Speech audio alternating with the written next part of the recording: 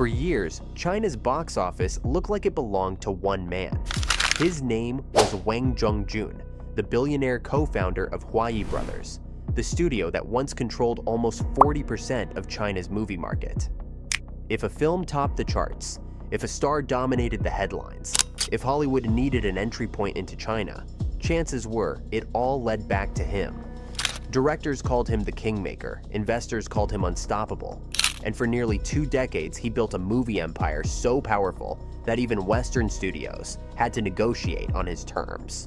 At the height of his influence, he spent hundreds of millions on Picasso and Van Gogh, walked red carpets from Beijing to Los Angeles, and signed deals that turned Chinese cinema into a global force. Huayi Brothers wasn't just a studio. It was the center of gravity for China's entertainment industry. Every major star wanted a contract. Every blockbuster relied on its distribution. And every rival wondered how they could ever catch up. But power in China's entertainment world is never permanent. And after 2019, the empire that once dominated the nation's screens began to crack. Policies tightened. Scandals spread. Investors fled. Within months, Huayi's stock collapsed 95%. Films were delayed, partnerships dissolved, and the billionaire who once shaped an entire industry was suddenly fighting just to keep his company alive. Tonight, we're pulling back the curtain on the downfall no one believed could happen. How did China's most powerful movie mogul lose everything almost overnight? He was never supposed to become the most powerful figure in Chinese entertainment. In the late 1980s, Wang Zhongjun was just another young man, searching for opportunity in a country racing through economic reform.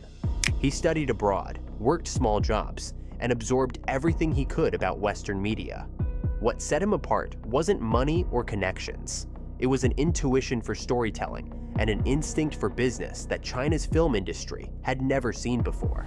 When he returned to Beijing in the early 1990s, he joined forces with his younger brother, Wang Zhongjun, and together they founded a tiny advertising and production outfit that would eventually become Huayi Brothers Media.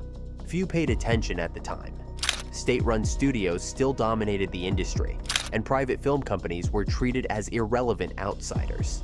But the brothers understood something others didn't. A new generation of Chinese viewers wanted films that felt modern, daring, and commercial. Their breakthrough came when they partnered with director Feng Xiaogang, a rising filmmaker whose New Year comedies struck a chord with millions. Huayi Brothers took creative risks state studios avoided: bold marketing campaigns, high-profile star contracts, contemporary scripts. And these decisions paid off. One hit followed another, turning their small company into a national force.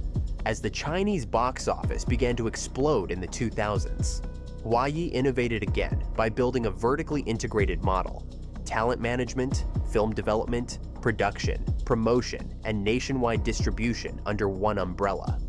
This gave them something no competitor had: full control over the entire pipeline.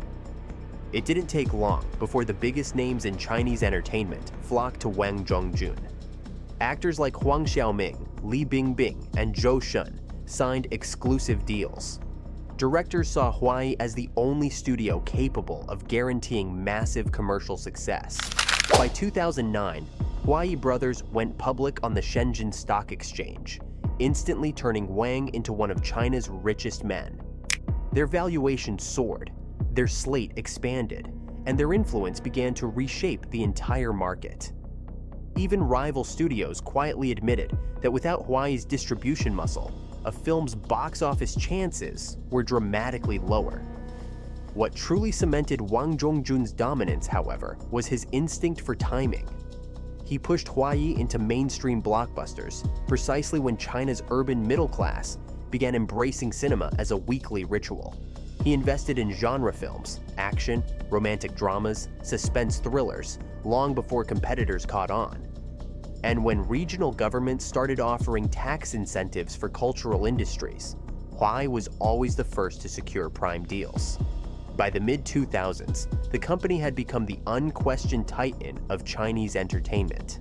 Its market share hovered around 40%, and no other private studio could compete with the scale of its productions. Wang himself became a symbol of China's rising soft power. Hollywood executives courted him. Luxury brands targeted him. Investors treated Huayi as a guaranteed win. It was the golden age of Chinese cinema, and Wang Zhongjun stood at the center of it. A man who had taken an industry once dominated by rigid state control and transformed it into one of the fastest-growing commercial entertainment markets in the world. But all empires begin with a moment of triumph, and that moment often blinds those standing at the top. As Huayi Brothers reached heights no studio had ever seen in China, subtle warning signs were already forming beneath the surface. Shifts in politics, shifts in audience taste, and pressures that no mogul, no matter how powerful, could fully control. As Huayi Brothers dominated the domestic box office, Wang Zhongjun set his sights on something even bigger, turning China's most successful private studio into a global entertainment powerhouse. To him, winning China was only the first chapter. The real victory, one that would cement his legacy, lay in Hollywood, where global influence was measured not in local hits, but in billion-dollar franchises, international partnerships, and the ability to shape culture beyond national borders. Unlike other Chinese executives who viewed Hollywood as a playground or status symbol, Wang approached it as a strategic battlefield. He knew that if Huayi Brothers wanted to become a world-class studio, it needed the recognition, alliances, and distribution muscle that only Hollywood could provide. He began traveling frequently to Los Angeles, hosting private dinners with producers, studio heads, and financiers. Soon, his presence became familiar in Beverly Hills boardrooms and Cannes hotel suites. But the real turning point came when Huayi announced its investment partnerships with companies like STX, Lionsgate, and Sony, positioning itself as Hollywood's gateway into the booming Chinese market. Those deals sent a message. Huayi wasn't a provincial success story. It was an emerging global giant. The collaborations brought Huayi into the co-financing of major productions, including action franchises and high-profile thrillers. For the first time, Hollywood began treating a Chinese private studio as an equal rather than an investor with deep pockets. And while the business deals expanded Huayi's influence, Wang Zhongjun's personal image also evolved. He cultivated the persona of a global mogul, a collector, a patron of the arts, a man whose taste signaled power. He spent hundreds of millions of dollars acquiring masterpieces, a Picasso for over $28 million, a Van Gogh for more than $60 million, a Monet that stunned the international art community. These purchases weren't just indulgence, they were a public declaration that he had entered the world of elite global wealth, joining the ranks of oligarchs, hedge fund titans, and oil heirs who used art to signal permanence. Inside China, this era cemented Huayi's reputation as the studio that had escaped the gravitational pull of the domestic market. Chinese media portrayed Wang as a visionary leading the industry toward globalization. Hollywood executives praised him as the most sophisticated Chinese entertainment figure they had ever dealt with. And at home, investors saw Huayi as untouchable. Its stock surged. Banks offered massive credit lines. The brothers expanded into theme parks, talent agencies, VR content, and event production. Success fed ambition, and ambition shaped every decision. But expansion at this scale carried a hidden cost. Hollywood partnerships required enormous capital commitments, often structured around future box office performance that depended on both US and Chinese markets. The art purchases, while glamorous, were financed through loans that assumed Huayi's valuation would continue climbing. The broader diversification stretched the company thin, and although the public saw only triumph, the balance sheets were beginning to show signs of strain. Rising debt, unpredictable international returns, and a corporate structure becoming too complex to manage with the agility that once defined the company. At the same time, China's entertainment landscape was changing. Tech giants like Tencent, Alibaba, and Baidu were pouring billions into their own film divisions, offering talent bigger signing bonuses and leveraging streaming platforms to reshape audience behavior. Huayi suddenly found itself competing with companies that had infinite capital, global ventures of their own, and a direct line to China's growing digital ecosystem. Wang responded by doubling down on reputation, more art, more prestige purchases, more Hollywood deals, hoping that international credibility would shield Huayi from domestic competition. For a brief moment, the strategy worked. Wang's rise was almost mythic. A man who had built a studio from the ground up, now negotiating as an equal with Los Angeles moguls, collecting masterpieces and setting a new global standard for China's entertainment industry. But beneath the glamorous veneer, the foundation supporting Huayi Brothers was no longer stable. The company was expanding faster than the market could support, carrying financial obligations far beyond its earlier, leaner years. And in an industry where policy, timing, and public sentiment could shift overnight, the risks were growing rapidly. The dream of becoming China's first true Hollywood-level empire was still within reach, but the forces that would soon destroy it were already forming. Quietly, slowly, and then all at once. For years, Huayi Brothers had moved like a giant no one dared challenge. But in China's entertainment world, the biggest threat never comes from a rival studio. It comes from a sudden shift in policy. And in 2018, a shift arrived that would shatter the foundations of the entire industry. It started quietly. New tax guidelines, tightened audits, restrictions on actors' salaries, and a renewed national push against what authorities called excessive celebrity worship. At first, investors shrugged. China had introduced regulations before, and studios always found ways to adapt. But this time was different. The government wasn't simply tweaking rules, it was preparing to reset the entire landscape.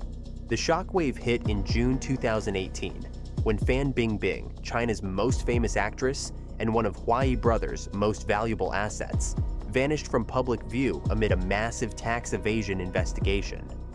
She had been the face of Chinese entertainment's global ambitions. Brands loved her, filmmakers relied on her, and studios built release schedules around her star power. When the investigation went public, every company she had worked with came under intense scrutiny. Huayi Brothers, already leveraged with high-cost productions, immediately found itself exposed. Projects were delayed, contracts were frozen, advertising money evaporated. The entire industry entered a panic, but Huayi felt the blow the hardest because of its dependency on A-list talent and blockbuster budgets.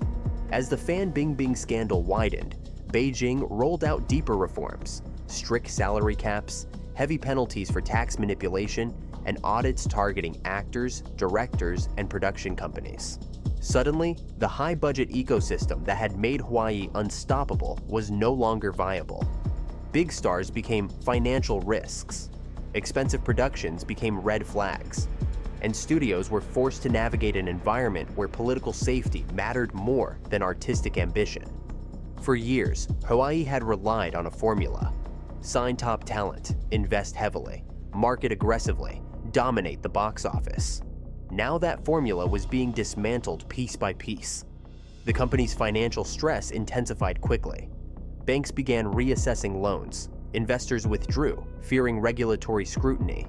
Stockholders, once confident in Huayi's growth, rushed to sell. Within months, Huayi Brothers' stock collapsed more than 50%, wiping out billions in market value. And that was just the beginning.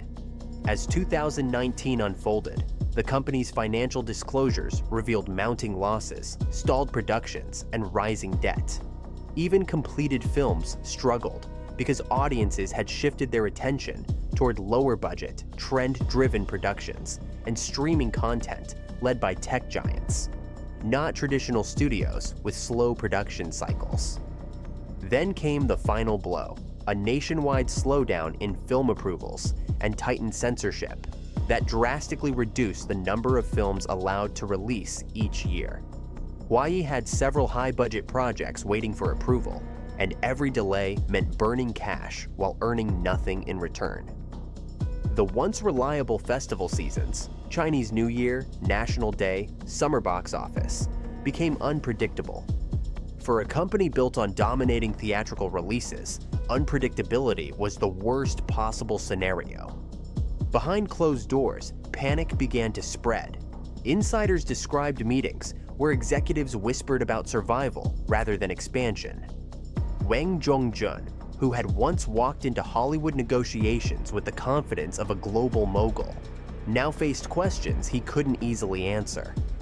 How much of Huayi's decline was caused by policy changes, and how much by strategic overreach? Outside of headquarters, analysts began calling Huayi the first big casualty of China's entertainment cleanup. Commentators noted that while other studios had diversified early into streaming and digital content, Huayi had doubled down on old-school filmmaking, the very area regulators were now tightening. By the end of 2019, Huayi Brothers had lost over 95% of its market value compared to its peak. Credit rating agencies issued warnings. Projects were shelved indefinitely. Partners distanced themselves quietly. The empire that once shaped the entire Chinese box office was now fighting for liquidity, relevance, and mere survival. Yet, even in the midst of collapse, one truth became clear. Huayi's downfall wasn't caused by a single scandal or a single bad investment. It was the perfect storm: policy, politics, timing, competition, and financial overreach, converging all at once. And Wang Zhongjun, who had built his empire through bold decisions and relentless risk-taking, now faced a crisis he couldn't negotiate his way out of. When the pressure finally became impossible to hide, the transformation of Wang Zhongjun was immediate and brutal. The man who once symbolized the glamour and ambition of China's entertainment industry began appearing in public less often, speaking cautiously, and avoiding the confident predictions that had defined his rise. Inside Huayi Brothers' headquarters, financial alarms were ringing everywhere. The stock price had collapsed, credit lines were tightening, shareholders were demanding answers, and regulators had made it clear that the era of unchecked expansion was over. For the first time in 20 years, Huayi wasn't preparing for domination. It was trying to survive. The first cracks showed when Huayi's financial reports disclosed staggering losses. Billions of yuan wiped out in a single year. The company's flagship productions, once guaranteed hits, now struggled to secure release dates or attract sponsors. Hollywood partnerships faded as quickly as they had formed, replaced by careful statements about adjusted strategies and temporary postponements. But those were diplomatic phrases masking a much harsher truth. The global ambitions that once defined Wang Zhongjun's empire were now liabilities he could no longer carry. To cover mounting debts, Huayi urgently needed cash, fast. And that's when Wang began doing something unthinkable for a man of his status: selling his private art collection piece by piece, masterpiece by masterpiece. The headlines shocked the public. A Picasso he had purchased for tens of millions was auctioned off. A Van Gogh he once displayed proudly as a symbol of his global taste was gone. Monet followed. Oil paintings, sculptures, private collections that had taken years to assemble, all liquidated in a desperate attempt to stop the bleeding. Each sale told a deeper story. These weren't voluntary choices, they were forced sacrifices. The artworks had been used as collateral for loans, and banks were no longer willing to extend deadlines or renegotiate terms. The global mogul who had spent years using art to signal stability and sophistication was now dismantling the very image he had worked so hard to build. His collection, once a symbol of permanence, had become a lifeline, but the sales didn't stop at art. Wang Zhongjun began unloading luxury properties, including high-end villas in Beijing and Los Angeles. Some were sold quietly through private channels. Others surfaced in public filings when Huayi disclosed asset restructuring plans. At the same time, he reduced his stake in Huayi Brothers multiple times, each sale signaling that even he no longer believed the company could recover quickly. Investors interpreted this as a warning sign, and the stock sank even lower. While Wang scrambled to generate liquidity, China's entertainment landscape continued shifting against him. The rise of Tencent Pictures, Alibaba Pictures, IKEA Films, Maoyan, and other tech-backed competitors created a new hierarchy, one where Huayi Brothers was no longer in the top tier. These digital giants had money, influence, political backing, and direct access to the country's exploding streaming market. Huayi, built on theatrical dominance, found itself trapped in a model that regulators had weakened and the market no longer favored. Worse, Huayi had become the face of the old era, the era of giant budgets, superstar culture, lavish marketing, and unchecked capital inflows. In a policy environment focused on risk control, ideological alignment, and curbing celebrity excess, the company carried too much baggage. Film projects that had cost hundreds of millions to produce were suddenly seen as financially reckless. Actor fees that had once been industry standard were now politically unacceptable. Instead of appearing influential, Huayi's past triumphs now looked like liabilities. Wang Zhongjun's personal reputation also took a hit. Investors criticized him for expanding too aggressively during the boom years, relying too heavily on star-driven productions, and accumulating debt through art-backed loans. Analysts pointed out that while rival studios had diversified into streaming, gaming, and short-form content, Huayi had remained fixated on high-cost blockbusters that were now vulnerable to policy shifts. Even former partners, once eager to associate themselves with Huayi's success, distanced their brands from Wang as the company's decline became impossible to ignore. By 2021, the man who once held one of the largest entertainment fortunes in China had been forced into a corner. His personal wealth had fallen drastically. His company's market value was a fraction of what it once was, and the industry he had shaped for 2 decades had moved on without him.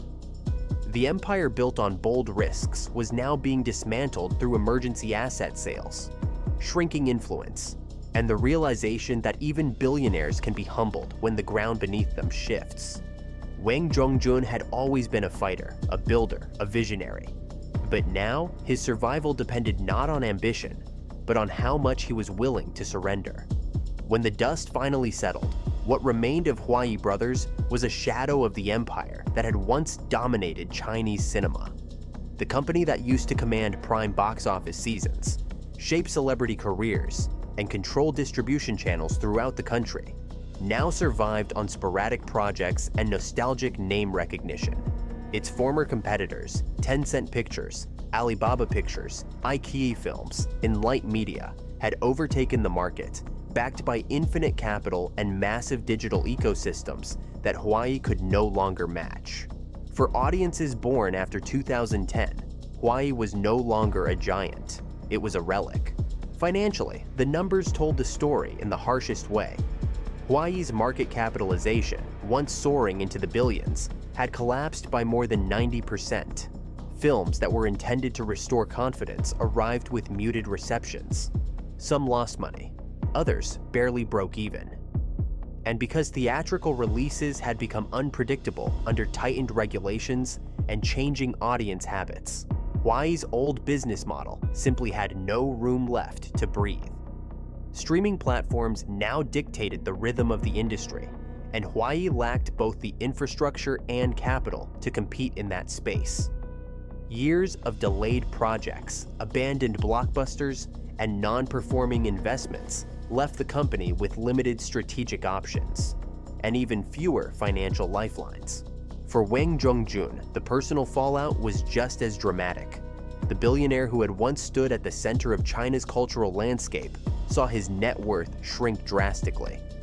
A fortune built over decades had evaporated in just a few years. He had sold world-class art pieces, multiple properties, and substantial portions of his company stake. Some insiders said he looked thinner, quieter, and more cautious. No longer the charismatic mogul who once negotiated with Hollywood at eye level. While he still retained influence as a founder and shareholder, he no longer shaped the direction of the entertainment industry. Instead, he watched as younger executives, those backed by tech conglomerates, took his place at the negotiating table. Yet the collapse was more than a personal misfortune. It represented the end of a particular era in Chinese entertainment. The era of the private sector movie mogul, the kind who built an empire through charisma, instinct, and bold bets. Companies like Huayi thrived when China's box office was skyrocketing and private capital flowed freely. But once government priorities shifted and digital giants entered the arena, the old model became obsolete almost overnight. The very qualities that made Huayi succeed, big stars, big productions, big budgets, turned into vulnerabilities in a climate demanding control, austerity, and ideological alignment. Analysts looking back at Huayi's downfall point to 4 fundamental causes. First was unsustainable expansion. The company grew faster than its operational depth, spreading itself thin across ventures that required enormous capital. Second was overdependence on star power, making Huayi acutely vulnerable when authorities cracked down on celebrity culture. Third was policy risk, which was underestimated during the years of rapid growth. And fourth, the most fatal of all, was a mismatch between Huayi's DNA and China's new entertainment ecosystem. In a market shifting towards streaming, short-form content, and algorithm-driven releases, Huayi's theatrical-first strategy was simply outdated. In the years following the crash, insiders described a quiet, sobering mood at Huayi's offices. Gone were the days of lavish marketing launches, champagne-filled wrap parties, and high-profile announcements. The company became conservative, selective, almost timid, choosing smaller films, co-productions, and safe scripts. It avoided political risk, avoided oversized budgets, avoided anything that could draw negative attention. Huayi still had its name, its legacy, and its deep relationships across the industry. But it no longer had dominance. More importantly, it no longer had the gravitational pull that once made it the center of Chinese cinema. But the collapse also revealed a deeper truth. In China's entertainment world, no one, not even a billionaire with decades of influence, is insulated from structural shifts. Wang Zhongjun's rise was tied to a unique window in Chinese economic and cultural development. When that window closed, the empire he built became fragile, and once the fall began, there was no path back to the throne, only the long, difficult road toward stabilization. Today, Huayi Brothers survives, but it no longer shapes the direction of the industry. And Wang Zhongjun, once a symbol of ambition and global aspiration, now stands as a symbol of a different lesson. In a system where power centers can shift overnight, even the giants must learn to bow. In the end, the story of Wang Zhongjun is not just the story of a man, a company, or even an industry.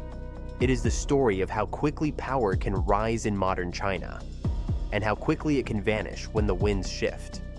Huayi Brothers was once the heartbeat of the country's cinema, the studio that shaped taste, launched careers, and defined what a blockbuster meant. It stood at the center of China's cultural boom, and for a moment, it seemed destined to stand at the center of the world. But empires built on momentum sometimes forget the limits of momentum. And when the environment changes, even the strongest foundations begin to crack.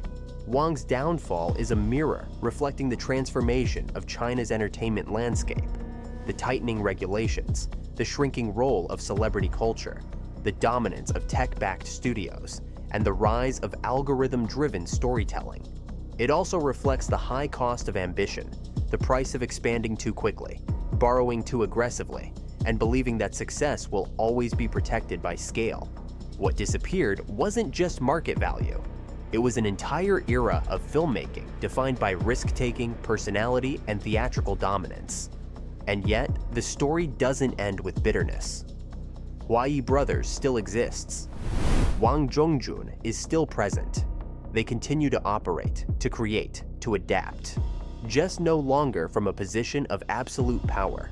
Their legacy remains written across Chinese cinema, even as new giants take the stage.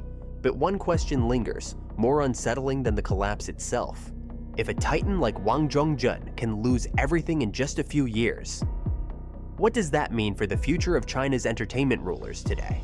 Let me know if you want to continue this series with another fallen mogul, another vanished billionaire, or another hidden scandal behind Asia's entertainment industry.